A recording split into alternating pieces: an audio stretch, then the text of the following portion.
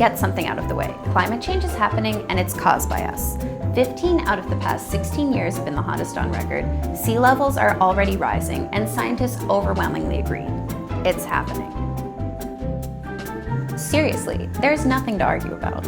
So it's time to talk about something almost as hot. The current presidential contenders' climate plans. You've gotta love the GOP for its consistency because Trump, Cruz, and Kasich all have pretty similar climate plans. Climate change is not science, it's religion. And we ought to pursue everything. We ought to pursue oil and gas and coal and nuclear and wind and solar. Do I believe that human beings affect the climate? I do. Just imposing willy-nilly goals and rules is not my idea of how you would handle this issue. But I believe in the whole series of energy resources. It'll get cooler, it'll get warmer, it's called weather. We have a virtually unlimited supply of fuel right under our feet due to fracking. On the Democrat side, let's start with Hillary Clinton's climate plan.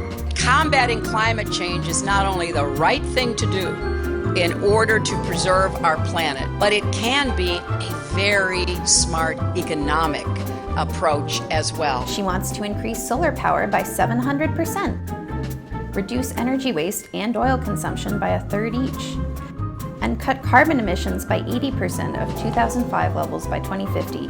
Now, let's talk about Bernie. Climate change is caused by human activity, is already causing devastating problems in the United States and around the world. If we do not get our act together, that situation will only get worse. He wants to institute a carbon tax that increases over the course of 18 years, ban fracking and ban offshore drilling and fossil fuel extraction on public lands, set higher fuel economy standards, and build better and more widespread mass transit. But how could Bernie or Hillary get this done with an uncooperative Congress? Currently, 34% of the House and Senate straight up deny that man-made climate change is happening. Look, no matter who our next president is, the good and bad news is that our climate future won't depend on that person alone. For example, Obama's been dealing with some serious stonewalling in the House and Senate around climate legislation.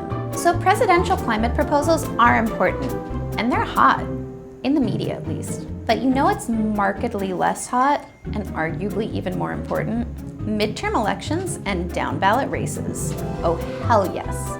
We're not going to tell you who to vote for, but we do want to encourage you to pay close attention to how every candidate talks about climate change. And remember, the race for the White House isn't the only election where you should stay informed.